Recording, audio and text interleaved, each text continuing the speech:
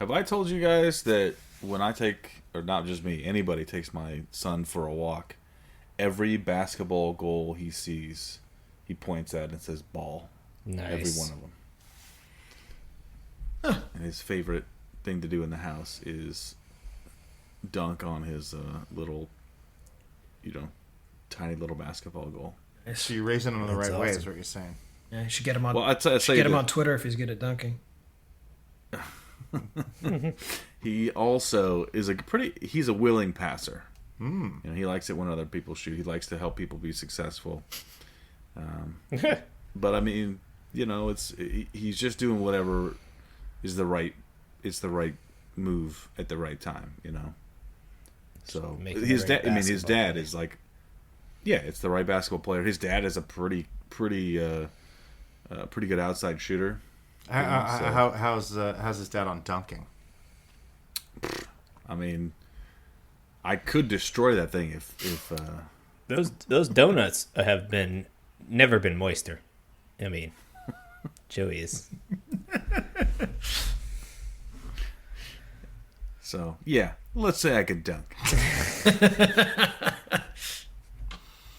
Mid-range game, whatever. Take it or leave it, but So you're like the new NBA. You're just all outside shooting and dunks. 100%. Okay. Yeah. Well, but it sounds like Wei Wen's letting the game come to him. Oh, for sure. Okay. I like it. No, he's not trying to force anything. If he's not feeling it and he wants to scream or just start spinning, he'll do it. He doesn't force anything. How many technical fouls has he racked up so far? The thing is, Bitching the at the referees refs. here, the refs are pretty soft. I mean, he deserves more than he gets. I'll say that. Is he paying off the refs? So we got a scandal here? I don't. It's nothing you're going to be able to solve. Like, you think you see money change hands, but really the hands are just grubby. That's what it is.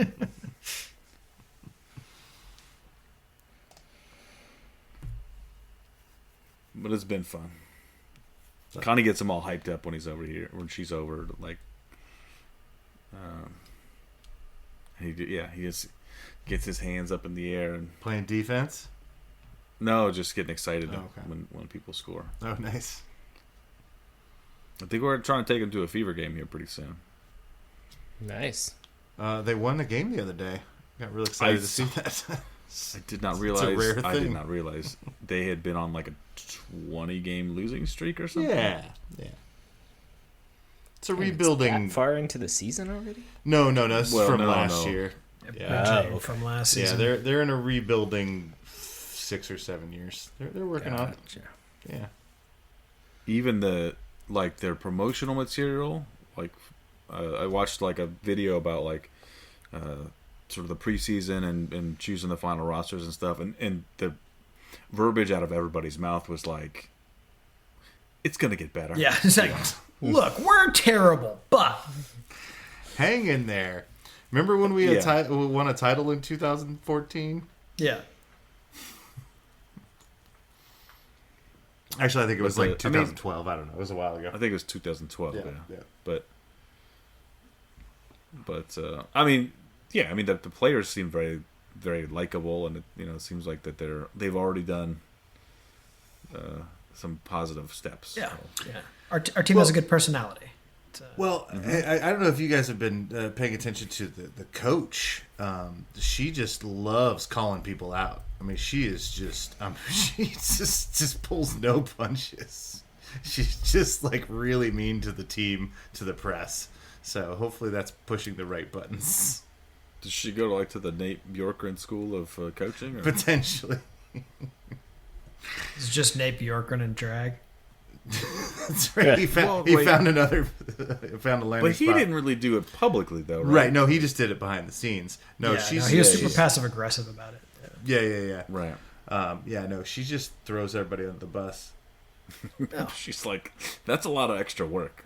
Let me just tell you what I really think. Yeah. Well, that seems fun. Who doesn't like getting run over by the bus in front of media? Right. Right. I mean, it got us a win. It got us one win so far, so we'll just assume this is working. Obviously, it's worked. Maybe she went to the Paul George School of Coaching. Right.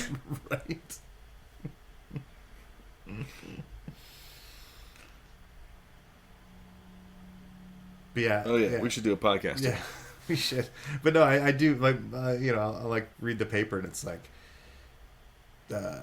Wheeler was just terrible tonight. She was just awful. She just needs to get better. Like we're not gonna get better unless she gets better. It's just like what? You're like what? Stop. Like the rookie was great, but if she doesn't develop, we're just gonna lose all our games. And you're like it's like her third game in the league. Like, leave people alone. We're depending on her, and she's just shit. And like, oh my god.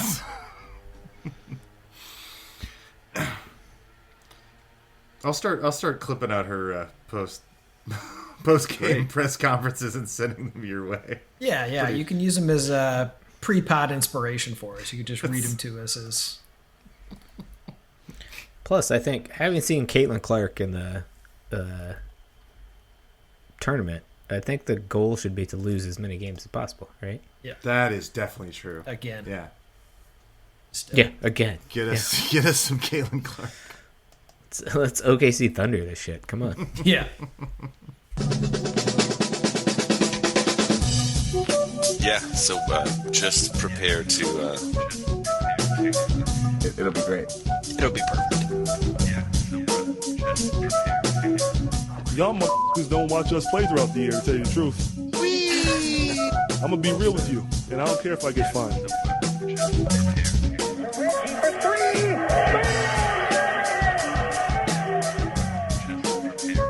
I got my sweet jerk off. Put some strings on. That train is off the track. Who doesn't love the bouncy castle?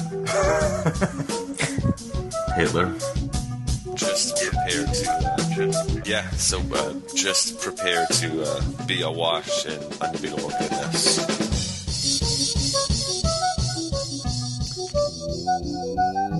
Welcome, Pacers fans. You are listening to the Undebeatables, your semi-weekly Pacers podcast. Today is May 31st, and this is episode 652. Woof woof.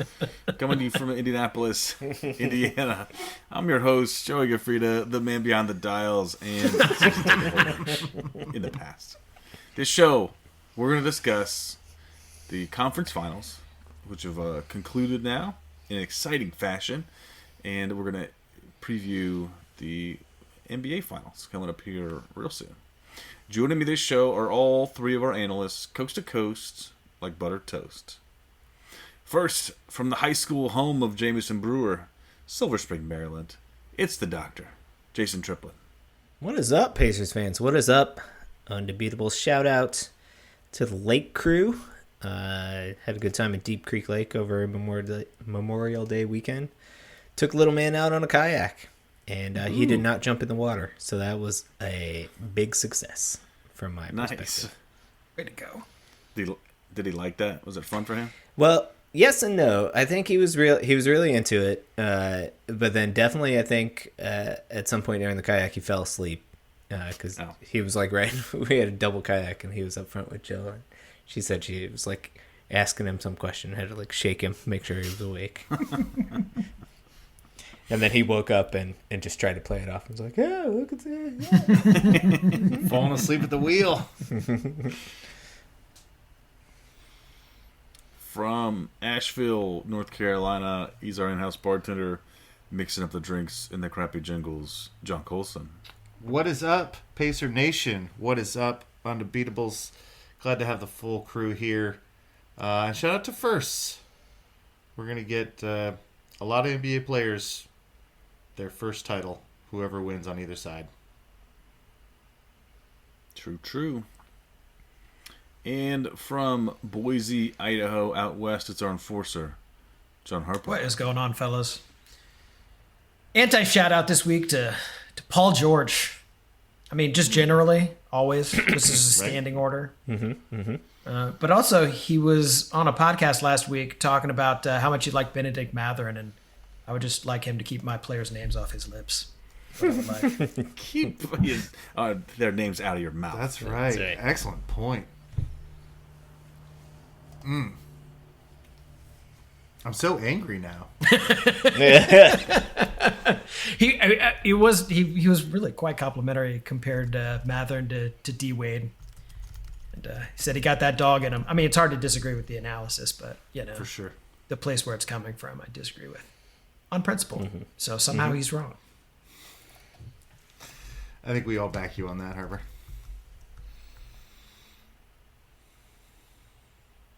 I saw this. Actually, speaking of that, I saw this. I think this is the one. Yeah, no, this is it. So, NBA prospect Brandon Miller, who it seems that the Blazers are going to be able to. The Blazers are going to be able to pick up potentially. He's got the number. They have the number 3 pick, but Brandon Miller models his game after Indiana Pacers Paul George specifically, which I thought was probably the right pick. Yeah. He seemed to be on the court more. Yeah. That's useful. Yeah. And he was, respected and all that sort of good stuff. But, I don't remember that. I like this quote. I like this quote though. It says, "I kind of studied Paul George, kind of modeled my game after his, just with my own twist to it. I stole a majority of his moves and put my own twist to it, and just kind of perfected it. I like more of the Indiana Pacers Paul George." Nice. Okay. All right. Brandon Miller can play for me. I'm in. Yeah. If he falls to 7, then maybe we can get the perfected version of the Indiana Pacers Paul George. Nice. Yeah. I definitely like the backhanded compliment. Well played. I know. Right. Did some good stuff. I made it way better. I took it and made it good, like good. But thanks for the rough draft. Yeah, exactly. Remember when he played defense and didn't throw his teammates under the bus? I went more like that Paul George. I'm gonna stick there.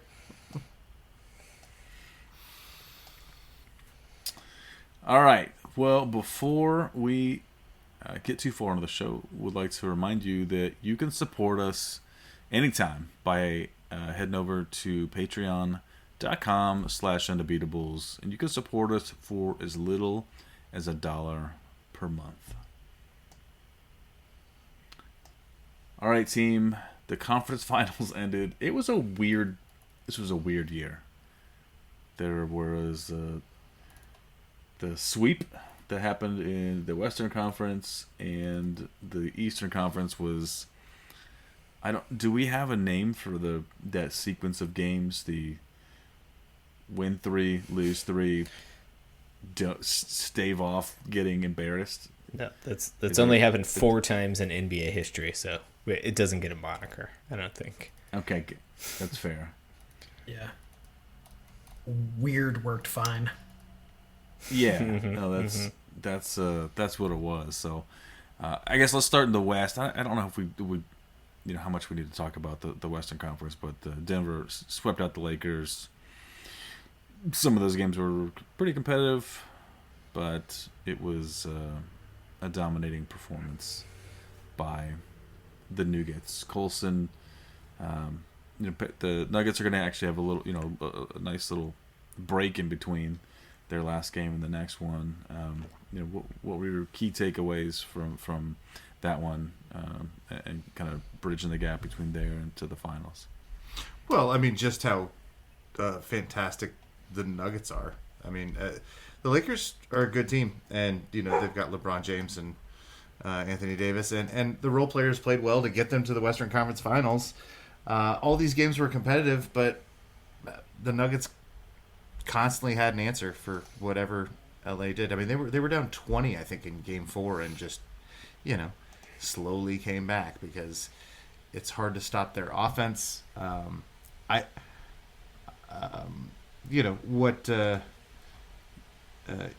Jokic is doing right now is historic. I mean, he's just dominating all of the categories: scoring, rebounding, and assisting.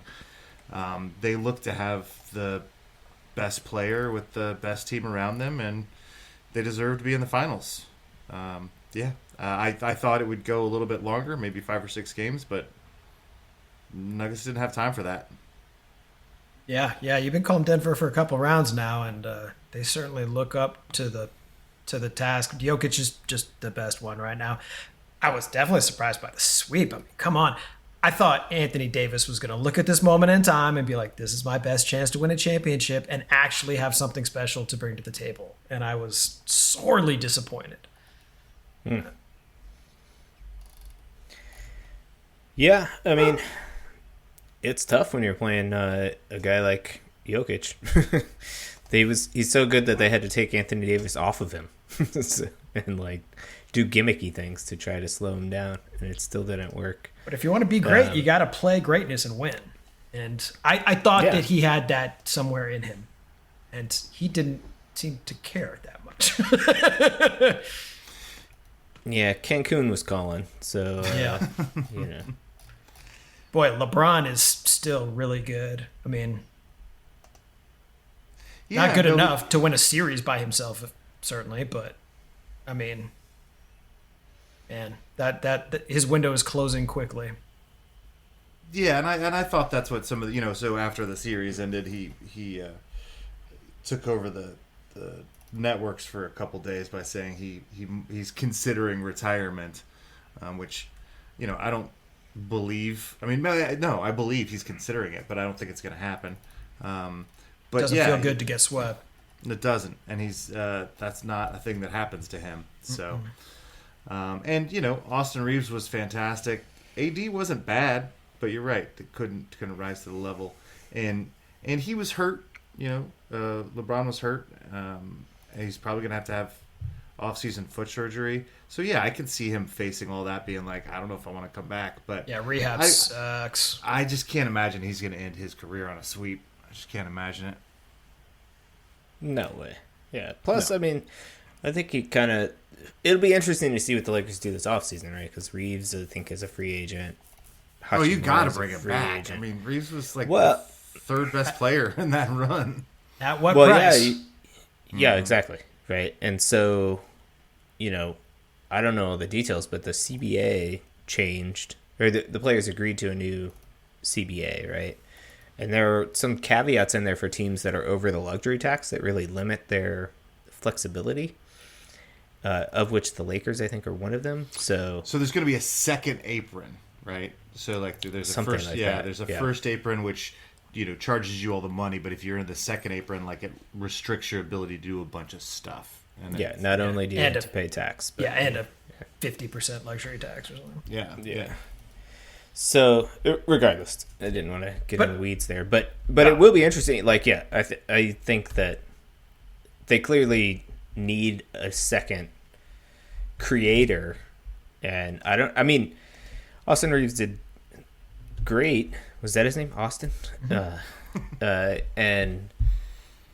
I don't know if that's a long-term answer for you if you're the Lakers as a play creator, right? I mean, because LeBron is going to be coming off of foot surgery and already like sort of stepped back from that role quite a bit. So yeah, it'll be interesting to see what they do. They need a lot of help on that team. I don't know. I feel like with what they put on the floor, they shouldn't be as far over the luxury tax as they are. Pelinka's got his work cut out for him, I think, trying to make anything out of that mess in the offseason. Yeah. Not to mention the headache that you already hinted at in Anthony Davis, and whether or not he's really a guy that can carry you to a title, which is what he needs to be for that team to be successful, because LeBron, I don't think, is at that point anymore. So. Right. LeBron needs to be able to take over in spurts, and that's it, right? He can't take over whole games anymore. They'll definitely take phone calls for Anthony Davis, but I don't know if anybody's calling. Right. But I mean, I think that this series really highlighted, you asked Joe, I totally forgot. It's been so long since the Nuggets played. I didn't even remember. I don't have any recollection of how these games went. But Jamal I mean, Murray. I think it just speaks to how good those guys are playing right now, right? Yeah, they're all on the same wavelength, and Murray is really coming into his own, and they're getting, solid enough performances from all those role players, the Michael Porter Juniors and Aaron Gordons, and they got a good bench in Bruce Brown, and the other guy Braun, and Jeff Green still doing work. You got KCP over there. Yeah. So I mean, they really are a good team. This, when Jamal Murray's out there just taking over in crunch time, and he's just such an unbelievable shot maker. He can get to the rack, he can pass, he can do all the things, but the ability to hit those big shots when your team needs it the most, I mean, just absolutely invaluable. Especially when you've got a guy like Jokic who can just destroy what defenses are trying to do and create so much space. Yep. It's like cheating. They got the cheat codes right now. Yeah. And so they've been resting up since May 23rd. Yeah, it was sometime in late February, Tuesday, I think. last week Tuesday. So they'll be coming off a full 9 or 10 days rest, which is always, the rest versus rust argument or whatever. I don't think it's going to particularly hurt them too bad. Yeah. But, well, I mean, good news for them, too, is they got a team coming off a very long series and has to go play at altitude. So right. Those things might even out.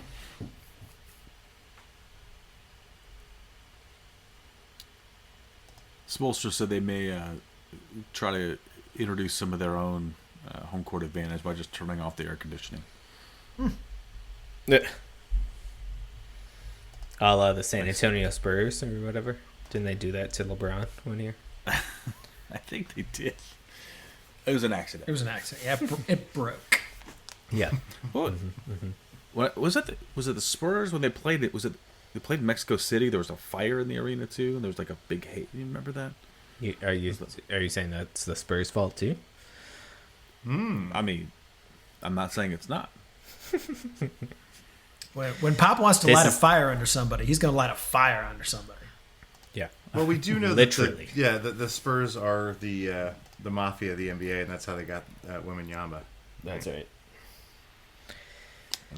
Not sure how smart it is to be talking about that, but I'm gonna wake up with a horse head in my bed.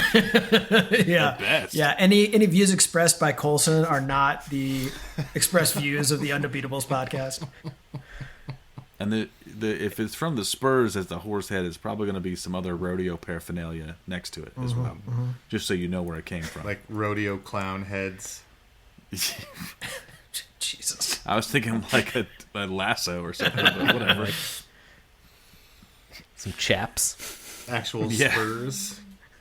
Sure.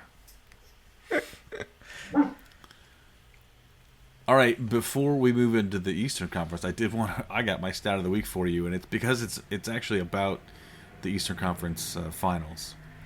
And I don't know if any of you guys use YouTube TV. Not yet. But if you were let's I don't know if they're going to put this in their marketing package, but if you were watching the game one of that series, about four minutes left in the game.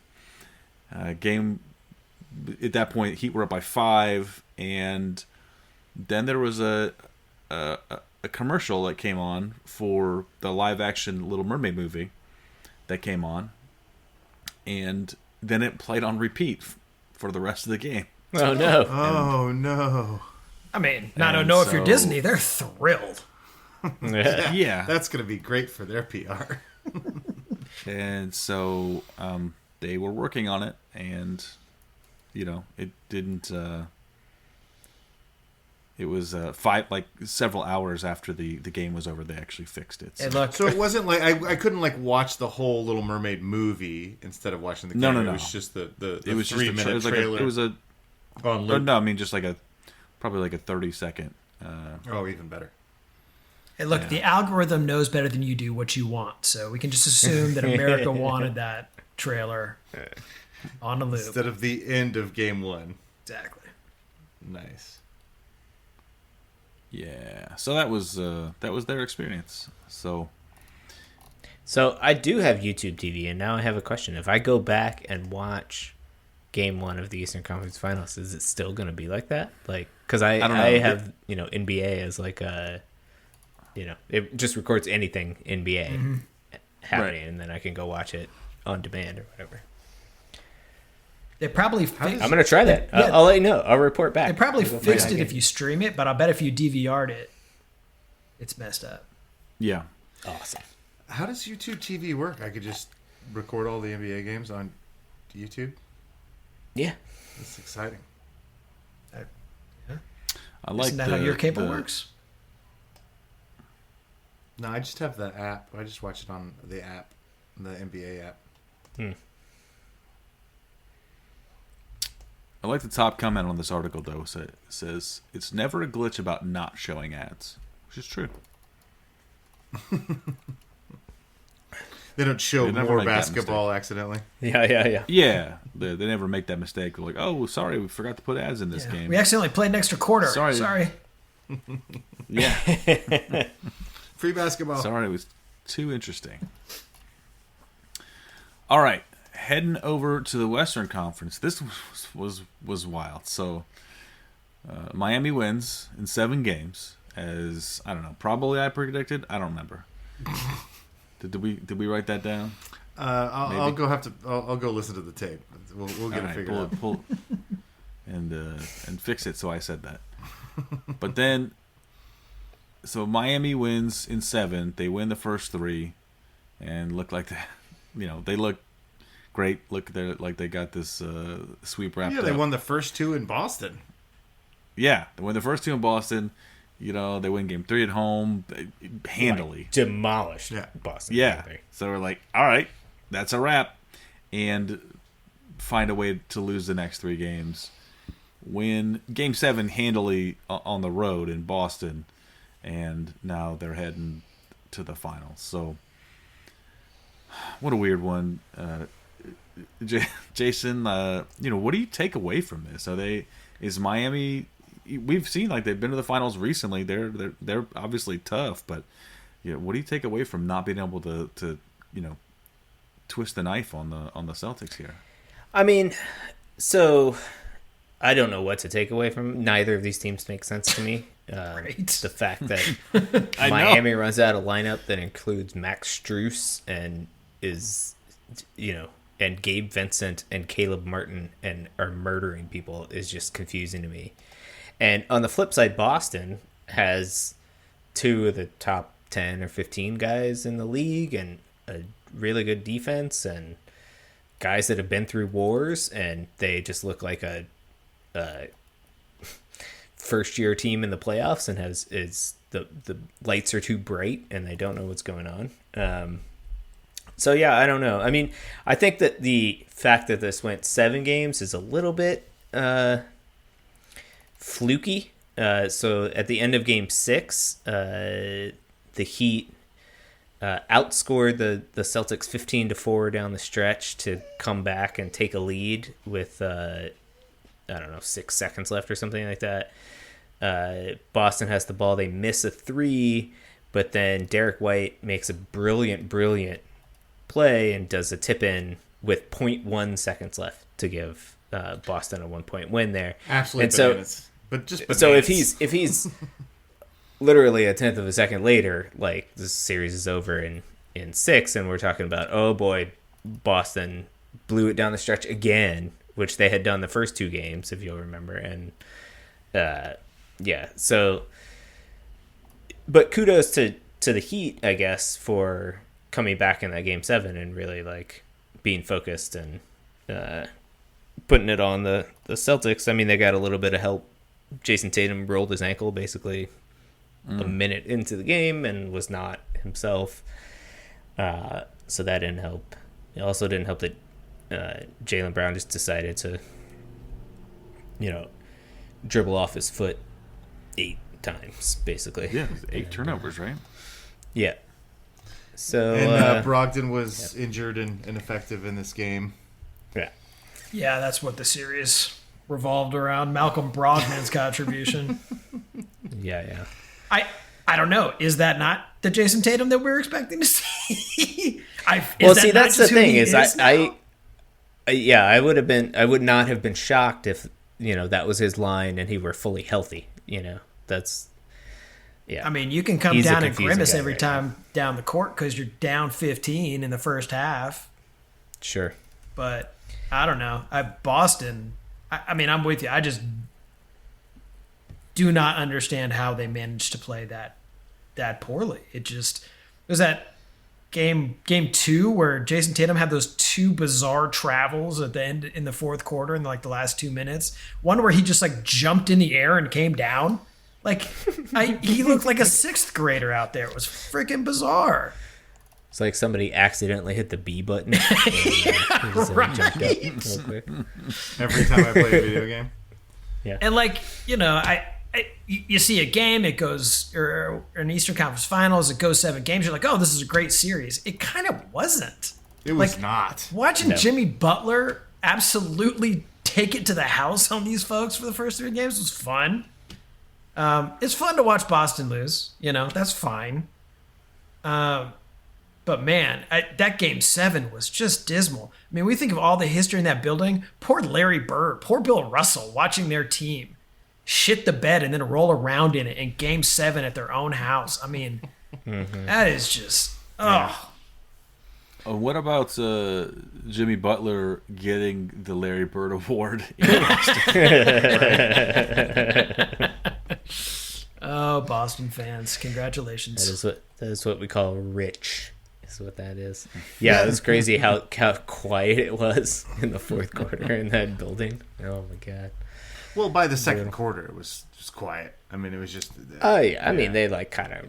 Yeah, what they have like 22 points or something, like halfway through the second. I'm like, what is happening? Yeah, no. right now? Going into the second quarter, it was 25-15 or whatever. Like an elimination game. You're like, all right, this isn't going great. Like I was like, I could see first to 80. Like these are 2 really staunch, good defensive teams, but Well, and especially in a game 7 too. Everybody's tight as hell and. Yeah. But yeah, no, Boston playing extra hard defense. Boston just had nothing for him. It was bad. So I mean, I'm sure we'll talk about this more later. But what do they do? Did Joe Mazzulla save his job by not getting swept and forcing it to a game 7, or is he still getting fired? He's still getting fired. No. I mean, he was always an interim, right? I mean, he had to do something good to prove it. And no. They gave him a contract. Yeah, I know they gave did. Him a contract but Joe Mazzulla was an 3/4 accident. of the way through the season. Okay. Right? I mean, I don't know. To me, I look at that situation. I'm like, they had to pick somebody, right? I guess they didn't have to give him a contract. I don't know why they did, right? I wouldn't have. I don't. It didn't make that much sense then, and it certainly doesn't make any sense now. But to me, in order to keep that job, you've got to do something special, which is at least get to the finals, right? This is a team that should get to the finals. The Bucks got knocked off. They didn't have to go through the Bucks, right? Right. Well, yeah, and they've been to the Eastern Conference or Finals like every year, last 5 years or whatever. Like they just, it's not like he had to do much to. I mean, I just basically don't screw it up, right? Yeah. And I don't know. And it's not like they were dominant against Philly. Right. Oh, No, yeah. Or not at Atlanta. I mean, it took them 6 games to beat a really crappy Atlanta team, right? Right. It took them 7 games to beat a dysfunctional Philly team that just fired their coach. Yeah. And they just lost to an 8 seed. Yeah. Like this is not good. It doesn't matter how good the Heat are playing. They're still an 8 seed when it's all said and done, right? Yeah. Yeah. For me, I think if Mazzulla gets fired, it'll be because of his. Partly because of his post-game press conferences. They're just so disheartening.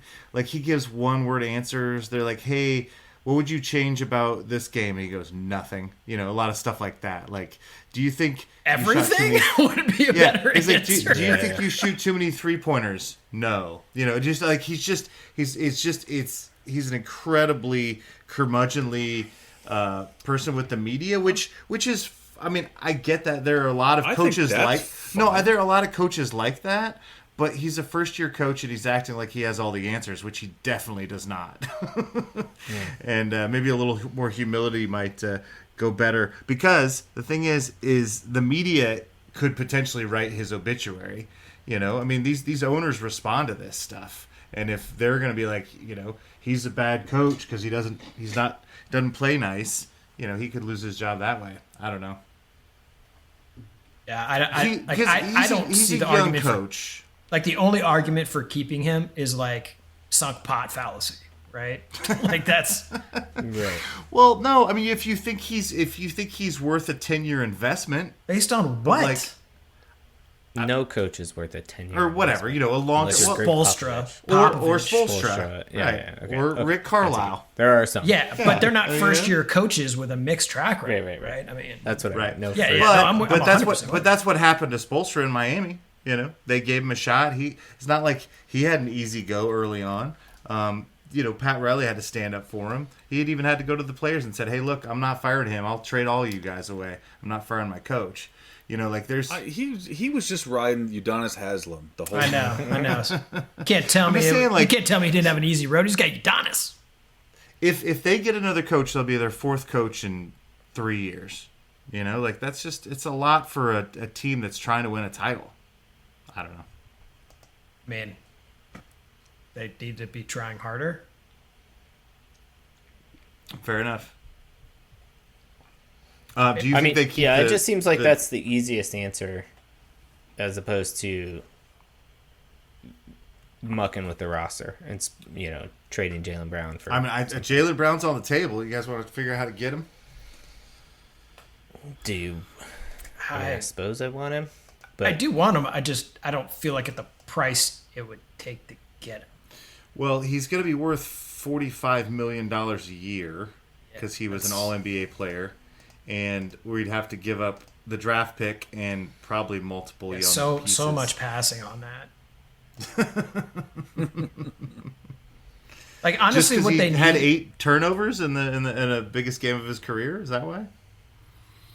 What they really need more than anything is just to get the one of the 3 coaches in the league that matters out of the GM office and back on the sideline. That's what would turn this team around. But sure. I don't think that's Brad Stevens needs to step back down. They miss him. There's no two ways about that. This team would not have performed like this had Brad Stevens been at the helm. And I'm a little surprised that he wasn't most likely more involved on some level. I mean, who knows how involved he was, but you get the impression that more could have been done. Well, there's some argument to be made that the first-year head coach didn't have a bench of veteran assistant coaches. Like he could rebuild his staff, and this could be a whole different thing next year. It's possible. I mean, no doubt, but aren't there like millions of coaches just laying around wanting a job? Like, why couldn't they just hire Doc Rivers, a coach, to be his like executive assistant or whatever? Or associate head coach or something. Yeah, why didn't they do that? I don't know. What's Doc doing these days? Because golf, Cancun. To be fair, they were presented with a situation that was like very, untenable is not the word, but like not great. It was obviously untenable, or they wouldn't have did what they did, right? Yeah. So they had to suspend their head coach like weeks before, not even weeks. It was like a week before the season starts. Yeah. And then you're just scrambling to get a head coach. And couldn't even really talk about what happened, right? Like that's not. We good. Still don't know. That sort of lack of and I'm not saying that they should have told us because it must have been wicked bad. But like that sort of lack of transparency is not good for the club either. The club's out there; they got to keep secrets. They got to answer these questions to the media. Like that's not good. It's all bad. Yeah, they need a full offseason to reset. Yeah. I think, and figure out what's going to. The first thing to figure out is what you're going to do with the bench. I mean, the coach and the rest. Yeah, the sideline. Yeah, assistant coaches sideline. There you go. And then go from there.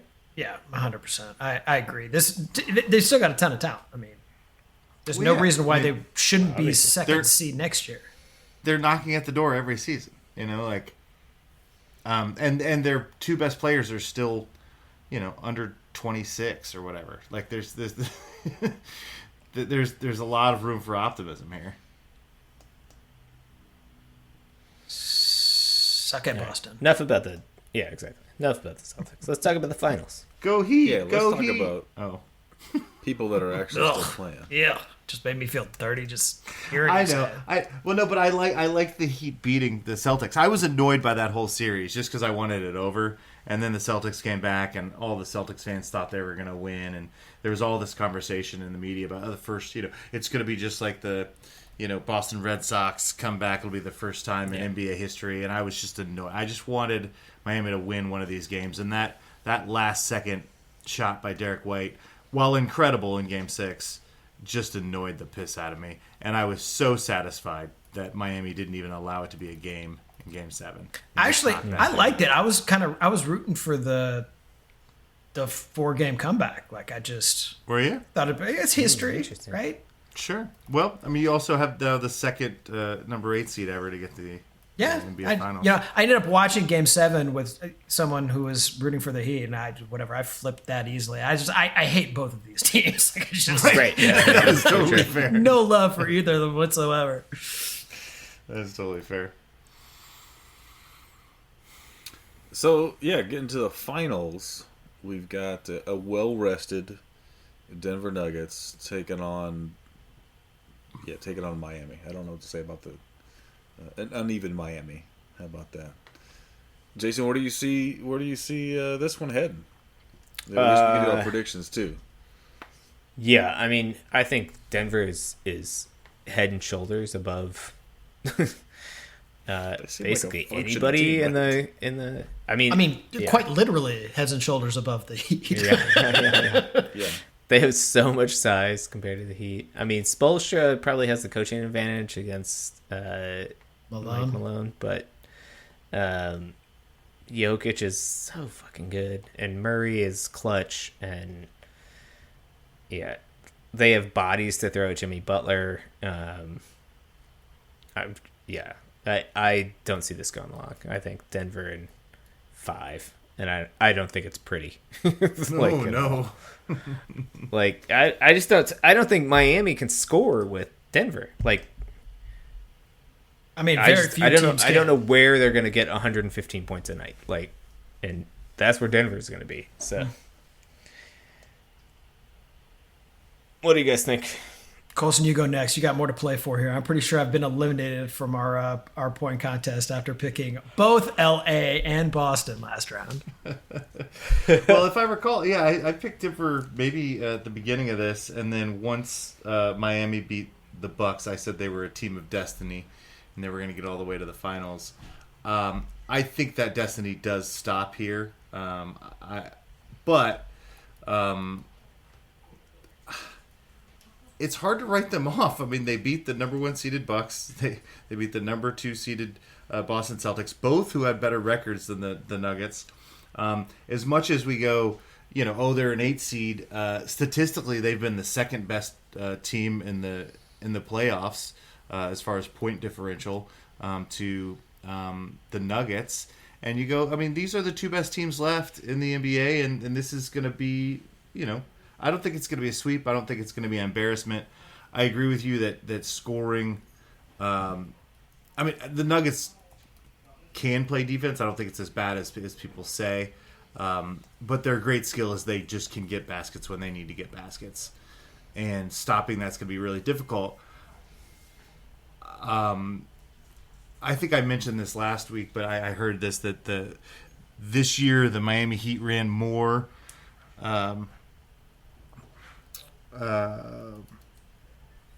What did they run? Zone. Yeah.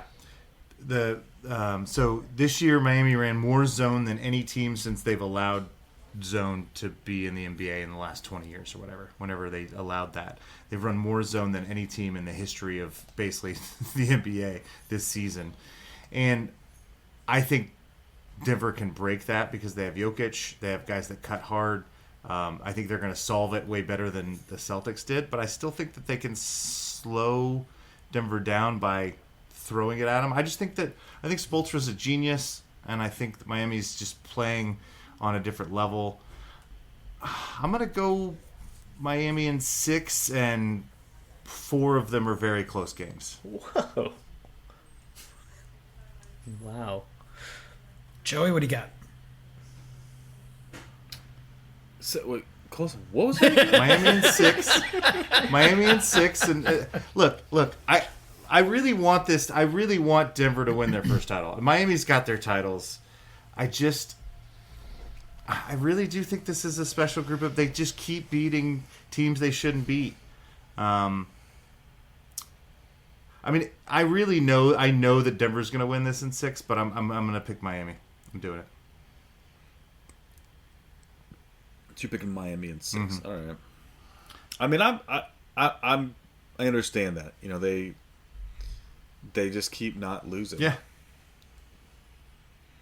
Which is, you know, kind of all you need to do. And Denver's way better though. They're just way better. But that's the thing is Denver is they're just plowing through fools. Like, you know. They just Anthony swept Davis LA. And, you know, I mean, this is Anthony Davis and LeBron James are, you know, in the rear view, and they're better than Bam and Jimmy probably.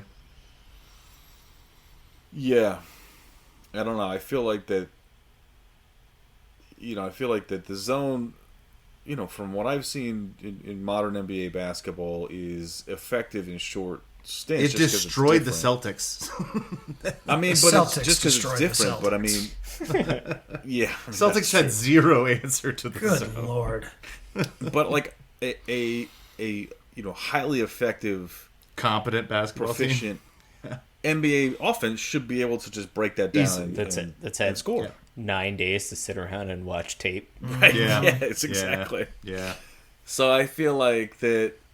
You know, then again, you know, Spoelstra's been there, been here several times, and but I just think that the Nuggets, they got too much. So I'll take him. Jason, would you take him in 5 or no? Harper in 5. Okay. I'll give the Nuggets 6. I feel like that sounds about right. But a 6, but they'll be comfortable. A comfortable. Boy, 6. you guys are really boxing me in here. Yeah, of course. That's why you don't go last. I'm really struggling to figure out what the Heat can do better than the Nuggets, besides coach, right? And besides Heat culture. Right. I mean, Denver culture is nothing to shake a stick at either. I mean, you were talking about, you know, Denver's, you know, much maligned defense. It's better than you think. It's good at the things it needs to be good at, right? Mm-hmm. And Michael Porter Jr. is great. They have so much size. And Miami just, you know, you can't coach size, right? So they're going to have to double team the heck out of Jokic every time down the floor because there's nothing you can do. But because he's such a connector, he can start in the high post, he can start in the low post, he can run the floor on you. I mean, he's such a floor spreader, and they have shooting, which can beat the zone. Yeah, you can't double him. You have to let him score 50. You have to let him score 50. That's the only way you beat this team, because he is the most gifted passer in the league, even over point guards. Like, I think they're gonna have to put Kevin Love on him because Bam's got to be a floater. Like, I think it's gonna be. Well, Kevin Love can be out there for 5 minutes a night before he fouls out. That'll be just fine. It's gonna have to be all gimmicks. Now that I'm talking about this, I'm going to take Nuggets in 6. change my number. Denver in 6. I think Miami will make it difficult, but it's going to be Denver in 6. There's no way. Jokic is the best player on the planet. And that's the thing, right? I mean, Jimmy in the previous series, he was the best guy on the floor when he needed to be, and he's going to be hard pressed to be a better player in this series than the triple-double machine that is Jokic right now. I mean, he looks and Michael motivated. Porter Jr. is so much length to put on him. Yeah. Like, there's no way he's going to be able to roam the way he wants. Jokic just, I mean, he's playing the best basketball of his life. He's smart beyond his years, and, you know, all the things that he seems to lack in athleticism, he just makes up for by doing all the little things so well. Yeah, they're just a juggernaut.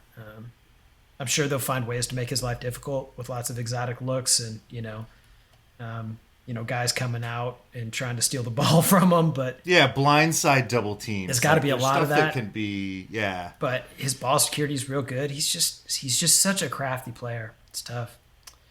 Well, I am pretty sure I'm already out of the running on this thing, and I refuse to let this show have another offer after the first round debacle that was. So I will take Colson's Miami in 7. Nice. Yeah. All right. Taking one for the team. No, I think this is. I'm real excited that Denver's got a chance to win their first title. And Yeah, I mean, yeah. Like, Jimmy Butler's going to have a game. He's going to have a 50-point game or 2. He's going to have like, have he's just 4. built for this stage. Right, yeah, but I don't think he has 4. Right. So, Caleb Martin might get 25 again. Yeah. You know? Maybe this is the year that Gabe Vincent wins a championship, or the Heat win on his back.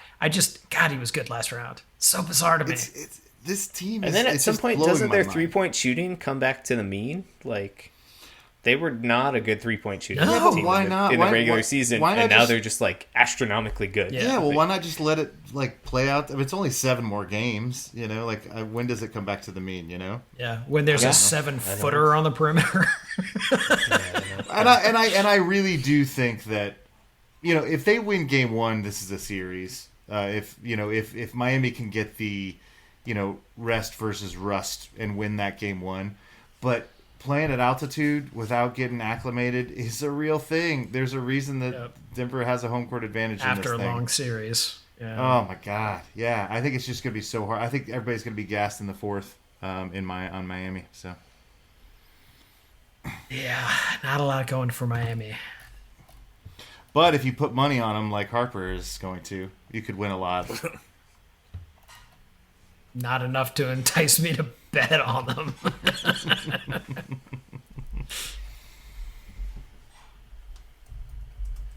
So Colson, you jumped over and took the same pick that I had. Yeah. Yeah. You talked me into it, Jeff, or I talked myself into So it. persuasive is Joey. Yeah. I think Jokic talked you into it. Yeah. Someone said the word Jokic. You're like, oh right, Jokic is on that team. Also, how fascinating has it been to see these, like, people that cover the NBA for a living and are coming out on, like, national TV with no shame and being like, have you guys seen this Jokic guy? He's pretty good. He's He really can play good. basketball. Who knew? I mean, I thought we just threw him MVPs, Yeah. for the heck of it. You know who didn't know? Mark Jackson. Yeah, right? That is true. He didn't have him in his top 5. Is that right? In MVP voting. Mm-hmm. That is hard to rationalize. Yeah. He apologized and said that he misread or I something. apologize. I was watching games with blindfolds on. Didn't know who any of these guys were. I had my young child type it into the computer. Yeah, right. Don't worry, I'm not crazy. I'm incompetent. Right? That's what he went with. That was his apology.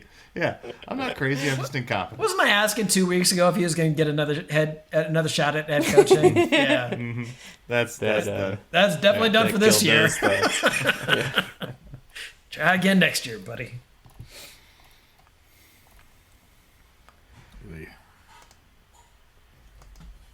All right.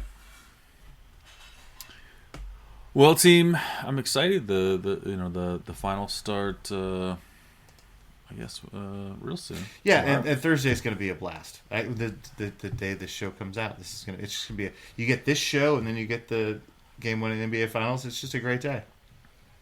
And it's the start of Pride Month, so you can officially start your festivities. I mean, Officially, I've already started my festivities. Unofficially.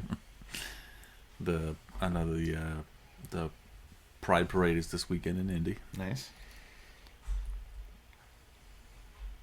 But yeah, it's a good time of year. Lots of good stuff going on. Anything else, gentlemen, for this show? No, enjoy the finals.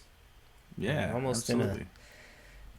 No basketball time. I know. It's a little bit sad. Yeah, I know it's always such a bummer that there's the fun of the playoffs and then it ends and then you're I guess there's the You got the draft like a couple days after. Draft, right? Which is just after End of June. Yeah. We'll have that. Yeah, that's But then it's like one day. It's not going to tide me over until football season. yeah. Free agency. I'm sure they'll explain the new CBA. There'll be some stuff in there. Woohoo! You can watch Contract law, baseball, yay! Yeah. I think starting July 1, you're gonna have all the contract law. I can't wait for Coulson's 35-part YouTube series on the new CBA. But the best part is that it's all in TikTok form. It's all pretty short, and he dances the whole time. So If I knew how to upload a TikTok, I would definitely do that for you, Joe. the dance I most associate with you, I think, involves you making doing donkey ears. No, I thought it was it was the teapot. Yeah, that's what I was teapot. Oh, it's the teapot. Oh, okay. Actually, that's more. That one hits hard, kind of hard. You try to block it out, have you? I did. I had, and now I won't be able to sleep tonight. But anyway, until next show, get out there and enjoy some basketball. Enjoy the nice weather, if it's not 95 yet, where you are. Until then, you can hit us up on social media. We're on Twitter. We are at Undebeatables. We're on Facebook.com/The Undebeatables. The website, theundebeatables.com. There's also a contact form there. You can use that to send us a message or email. Shout out at theundebeatables.com. Thanks to all the bots that have been sending feedback to some of our posts. Shout out, you guys are great. You guys don't actually get to see that, but every once in a while I get a random comment from a podcast episode from 6 years ago, and then someone will just write nice blog post. So shout out to all you bot writers out there.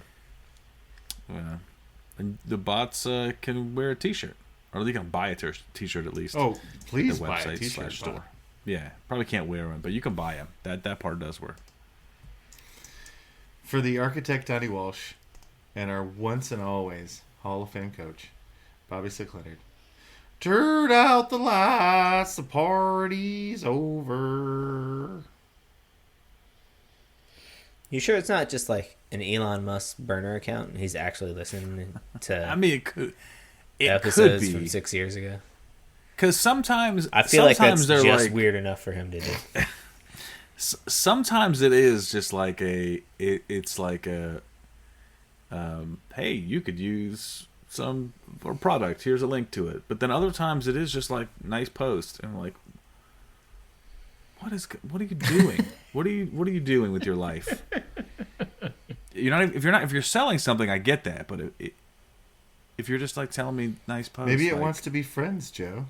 Yeah, maybe it was like some kid wrote a bot to try to boost people's self-esteem. Well, it just made me paranoid, so it failed. Okay. Well, Failed. Way to go, kid. You get an F. For making me positive freak out. reinforcement.